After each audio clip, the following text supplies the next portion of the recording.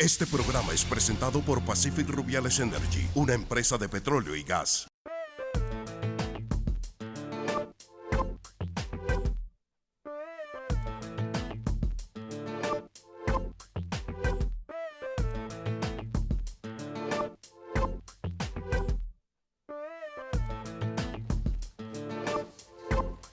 Bienvenidos, muy buena noche. Aquí comienza una nueva edición de 8:30. Hoy es martes 30 de septiembre, último día del mes. Julieta, bienvenida, muy buenas noches. Yamit, muy buenas noches para usted, muy buenas noches para todos los que nos acompañan. Les quiero recordar que nos pueden seguir a través de nuestras cuentas en Twitter, @830, en Instagram, @830 y en nuestra página www.830.com. También puede ver la señal de este programa en vivo ingresando a www.cmi.com.co.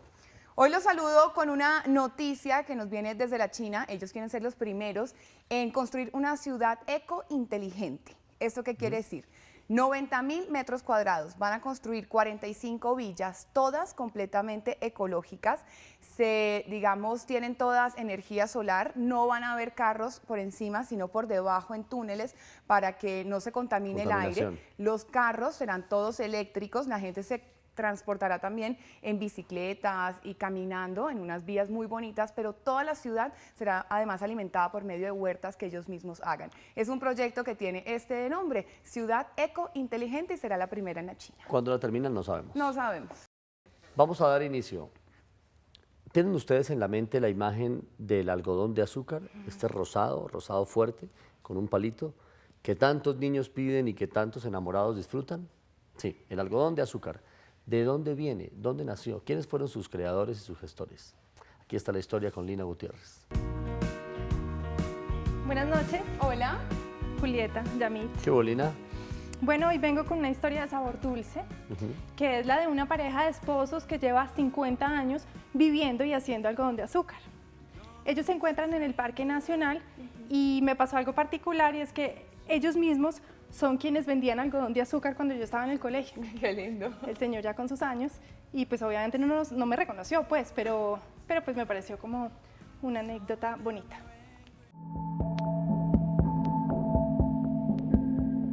Este reloj ha sido testigo de las historias que transcurren en el Parque Nacional.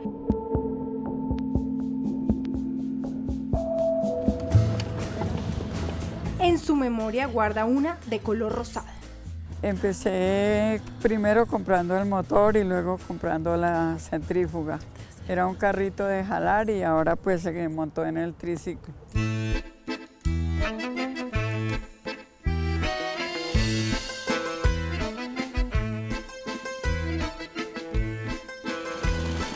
Primero hay que prender el motor y luego después entonces ya empieza a girar la centrífuga. Y luego después, entonces esto lleva un reverbero que mantiene con gasolina. Entonces ya uno le da bomba y sale la candela, uno le prende y cuando ya empieza, esto ya está bien caliente, empieza a botar el almíbar, se vuelve almíbar, se funde el azúcar. Luego después, entonces, después de que ya está fundido, empieza a botar el algodón. Se trata de los esposos Carmen y Pedro, que llevan 50 años llevándole dulzura a la infancia de miles de niños bogotanos. Tan pronto como el azúcar entra en contacto con el aire, se vuelve finos hilos de dulce. Una vez se enfrían y se solidifican, se convierten en algodón. El origen del algodón de azúcar data del año 1400 en Italia, cuando cocineros solían calentar azúcar y utilizarla para decorar postres. Se popularizó en 1900 cuando norteamericanos patentaron la primera máquina.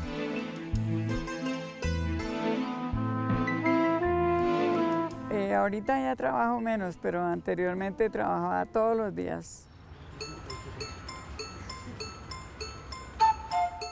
Los niños ya son mayores. El reloj se ha detenido por fallas y ha vuelto de nuevo a marcar las horas. Ellos han envejecido, pero la máquina, el algodón y la dulzura siguen siendo los mismos. Y el motor sí tiene que ir con gasolina y con aceite, igual que un carro.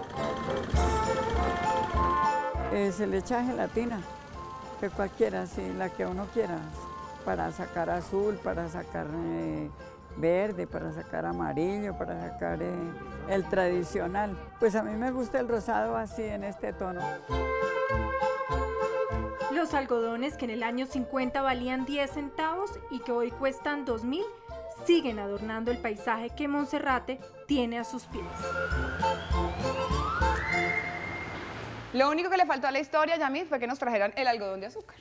No, pero ahorita se los hago porque para eso está la maquinita, se está calentando. Lo dudo. Yo lo que creo es que ya se lo comieron. Bueno, la cadena de la industria musical es amplia y es generosa. Inicia con un artista, con su composición, seguramente continúa con un manager, con la disquera, las manos de quienes son organizadores de festivales, de grandes circuitos, y el comprador final y quien la consume. Es más o menos como la fotografía de la industria musical. Pero hay algo que en esta escena va ganando mucho protagonismo y muchos adeptos y seguidores, y son los festivales, los grandes festivales que se desarrollan en torno a ciertos géneros musicales.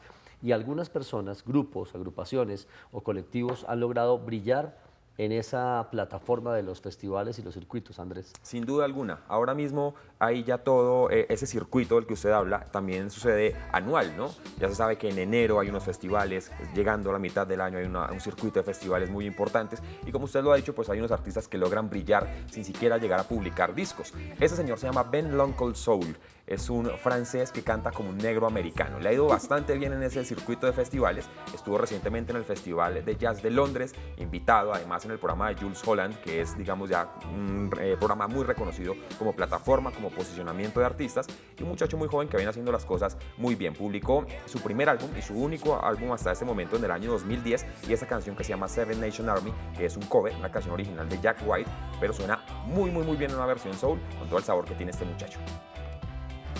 Con este sonido vamos al primer corte comercial aquí en 8:30. Ya volvemos.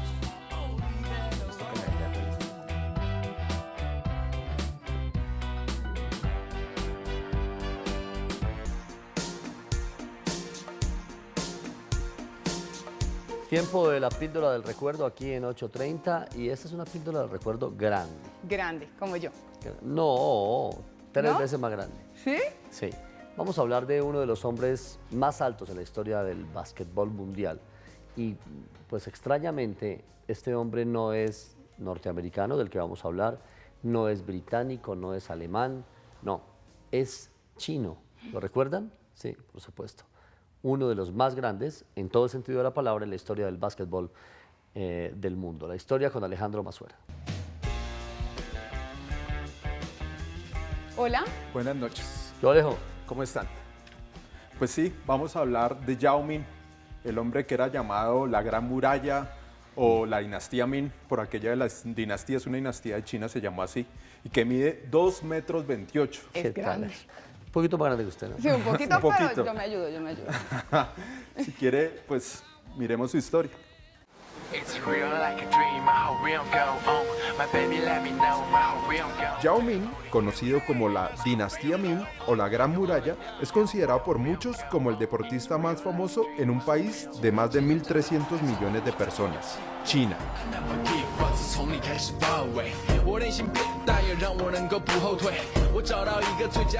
Este hombre de más de 2 metros empezó su carrera en el baloncesto con 13 años, en el club junior de su país, Shanghai Sharks. Con los Tiburones de Shanghái, nombre en español del equipo en el que jugaba y del cual hoy es director, estuvo desde el 97 hasta el 2002, año en que logró un título de la liga local. Se convirtió en el primer jugador chino en llegar a la NBA, a los Houston Rockets. Con su arribo al baloncesto estadounidense, el gigante asiático se volcó a seguir a este club. El partido contra los Lakers en 2003 fue el segundo más visto en la historia de la televisión por cable en USA, por lo que miles de chilos se pegaron a la pantalla aquel día. Pero Yao en la NBA no solo fue fenómeno mediático, fue un gran jugador que resultó elegido 8 veces para el Juego de las Estrellas, una de ellas en el 2003, cuando fue el primer rookie o novato que lo hacía desde 1995. Con la selección china estuvo en los Olímpicos de 2000 y 2008, donde llegaron hasta cuartos de final. Desde el 2005 empezó a sufrir de lesiones, lo que en el 2011 le obligó a retirarse. A raíz de una rueda de prensa en 2009, su cara se popularizó por un dibujo que se hizo de ella, y se emplea ahora para poner diversas frases humorísticas en internet, en lo que se conoce como memes. Yao Ming fue el pionero que abrió el camino para que China entrara por la puerta grande al mejor baloncesto del mundo.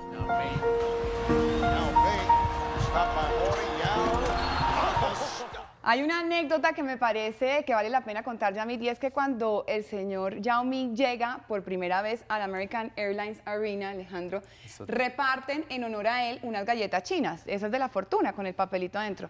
Resulta que él nunca en su vida había visto esa galleta china, eso no se lo inventaron en la China. Eso es occidental. Exactamente, pero en honor a él repartieron 8.000 galletas, Sí, ¿cierto? realmente eso se lo inventa un japonés en un restaurante en San Francisco. Ya hace poco entró a China, pero pues siempre habían vendido el cuento de que son chinas. Es decir, eso era puro cuento chino. Exactamente. Exactamente. Bueno, muy bien. Y de cuentos chinos vamos a las películas. Las películas en el cine, en su historia, han tenido una cantidad de errores. Algunos manifiestos, otros no tanto, ¿verdad? Errores que a veces son chiquitos. Sí, que están como por ahí mimetizados. Pero para hablar de estos, de los errores en el cine, vamos a invitar a nuestra compañera Gloria Pinilla. Hola, Yamit, Julieta. Hola. Alejandro.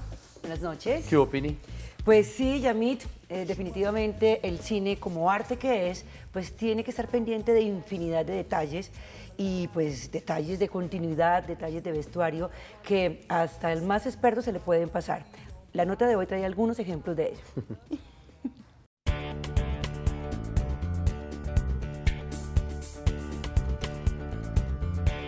Producir una película es un trabajo duro.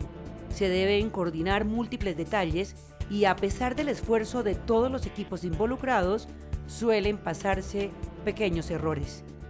Uno que definitivamente es un clásico es el avión que aparece en Troya, donde Brad Pitt interpreta a Aquiles.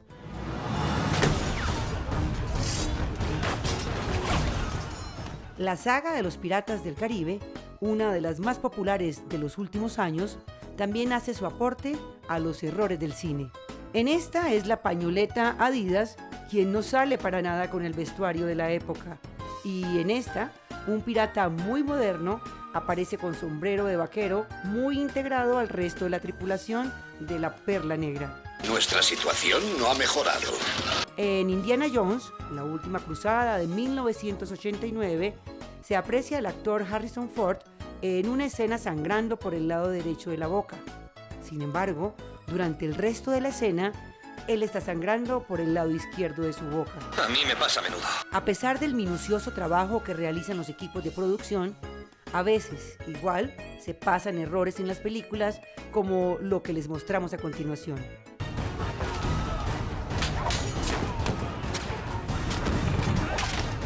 En la clásica saga del Señor de los Anillos, es precisamente el anillo quien aparece y desaparece milagrosamente de las manos del gran maestro. No puede ser. En la película Gladiador, el error se nos presenta cuando un sujeto con jeans y suéter aparece haciendo parte del elenco. Y en esta misma película vemos un tanque moderno con válvula y todo alando un carruaje romano.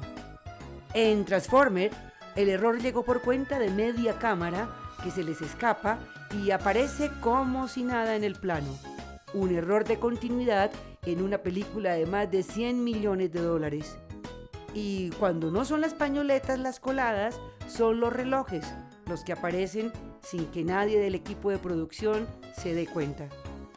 Los errores pasan más que desapercibidos en los encargados de las producciones. Sin embargo, el ojo del público corrige hasta el último detalle, convirtiendo los grandes presupuestos que se hacen en los rodajes en burlas graciosas para los fanáticos.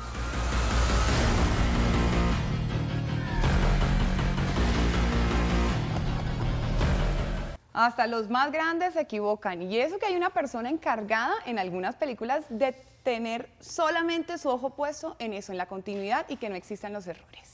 Pero pasa. Sí, eso pasa. Claro, claro que sí que pasa. Hablando de grandes, vamos a hablar de un grande, el gran maestro David Mansur, caldense, toda una vida entregándole de manera genial una propuesta diferente cada vez que una exposición suya se presenta y han sido muchísimos años de reconocimientos y de aplausos del maestro David Mansur. Esta obra que vamos a ver es un trabajo reciente, el título es Una amiga dialogando, hace parte de la serie de la obra negra de David Mansur, una técnica mixta sobre lienzo. Es una obra de gran formato también, el tamaño son 200 centímetros por 160 centímetros. 2014 la puedes disfrutar en la Galería La Cometa. Nunca será suficiente para los amantes del arte una buena obra del gran David Mansur.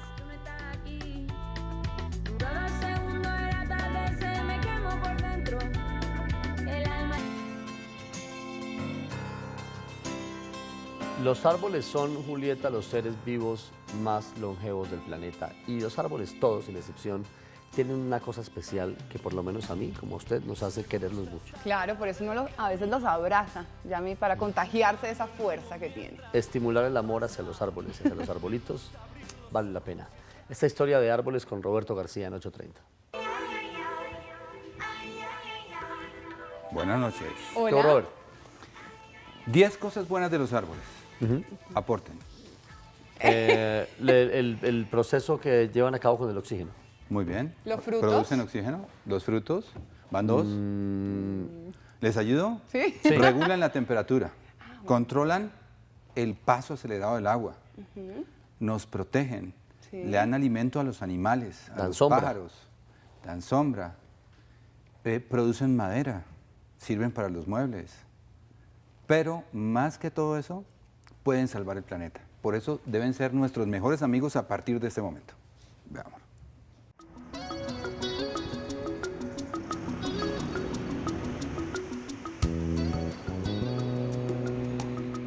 Hablar de los árboles es hablar de los seres vivos más altos, más longevos y más grandes del planeta. Los árboles son además los seres más bondadosos y necesarios para la vida en la Tierra. Nos alimentan, nos protegen y purifican el aire. Alrededor de estas maravillas nacen, crecen, se reproducen y mueren los seres humanos, los animales y las plantas. Su poder curativo es reconocido. Tienen propiedades analgésicas, astringentes, antisépticas, depurantes, expectorantes, diuréticas, tonificantes y estimulantes. 3 elementos básicos para vivir. La comida. Quien nos la suple en una gran parte son los árboles. Son algunos árboles, los árboles frutales. El oxígeno, regulan el oxígeno que nosotros necesitamos para respirar, la comida para vivir.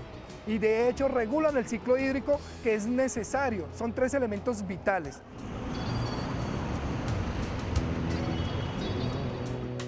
Los árboles nos acompañan desde hace 5 millones de años y su condición de vida y tamaño los ha hecho parte de nuestra cultura y desarrollo. Han sido considerados oráculos, templos, seres inteligentes y milenarios y han representado la conexión con el más allá. El nogal histórico fue perseguido en su historia porque tenía una referencia cultural con los indígenas que se encontraban acá en la sabana. Era un referente de su cultura. En Bogotá y Colombia, la cultura ancestral trató al árbol como un estorbo. El hacha, su peor enemigo, es emblema de algunos pueblos y regiones. La ciudad no escapó a esta forma de menospreciar. Es a finales del siglo pasado cuando la cultura bogotana comienza a cambiar. Los parques fueron los primeros en conservar y rescatar a las diferentes especies. Nosotros, los ciudadanos, realmente estamos apropiados del árbol porque entendemos que son necesarios para que nosotros podamos vivir.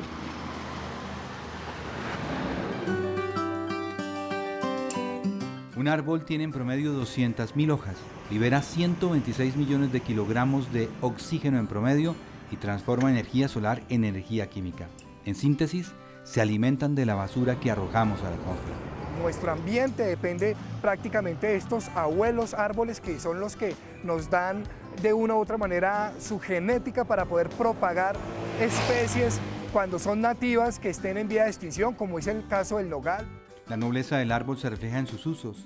Son barreras contra el ruido, atenúan la fuerza de las aguas y, como diría el padre Enrique Pérez Arbeláez, fundador del Jardín Botánico en Bogotá, ablandan la rigidez y geometría de las líneas arquitectónicas de la ciudad. Por eso se volvieron ciudadanos, patrimoniales y notables. Los árboles notables son árboles de interés público que por su edad, por su tiempo de vida, todavía no han cumplido más de 60 años. Es como la categoría que se ha tratado de darle a los árboles de interés público, pero que tienen algunos hechos históricos relacionados. Hay un vínculo con la comunidad, con su entorno muy importante. Los árboles patrimoniales superan los 60 años, son árboles más antiguos, más viejos, que han tenido más hechos históricos relacionados y por tanto tienen esa diferencia. Aquellos que abrazan firmemente a los árboles no están locos, sienten fluir la vida y la energía a través de este ser, cuna de la naturaleza y esperanza de un mejor mañana. Por eso, sembremos hoy árboles para poder vivir un futuro mejor. Ahora le pregunto yo a usted, Roberto, ¿cuál es el árbol insignia de Colombia? La hermosa, esbelta, alta palma fénix. Eso. A usted le deberían decir palma. Me decían palmerita. Hermosa Pero y no en esbelta. ese sentido. Y es nuestro árbol. La insignia. Bueno. Muy bien, Julieta, hablando de modelos, ¿recuerda usted que Jean-Paul Gaultier eligió una modelo que no tenía, digamos que, las líneas afines para lo que la pasarela en el mundo del modelaje exige, Sí, pero muy que tenía una polémico. estética también especial a través de sus curvitas? Exactamente, muy polémico en ese momento. Bueno, óigala. Esta mujer se llama Beth Ditto y es una cantante maravillosa. Tiene un carácter increíble, ha sido la líder desde el año 2001 de una banda norteamericana que se llama The Gossip, con la que ha tenido pues mucho éxito. También ha emprendido un proyecto ahora como solista y una defensora además muy fuerte de los derechos de la comunidad LGBTI. Ella hace parte de esa comunidad, se casó con su novia de hecho el año pasado, vestida de Gaultier además, fue el diseñador de su vestido, se veía bellísima y aquí la tenemos como solista con esta canción que se llama Do You Need Someone, que en este momento la tiene pues también liderando listados de música alternativa en el mundo. No solo el sonido es bueno, sino la historia también es fenomenal. Muy. Una mujer bellísima, con un carácter muy fuerte y eso se nota en sus canciones también. Con este sonido los dejamos a todos ustedes, pero solo por hoy nos encontramos de vuelta mañana aquí en 8:30. Un abrazo muy especial, les deseamos una muy feliz noche y como siempre nos despedimos con una sonrisa en el rostro. Chao.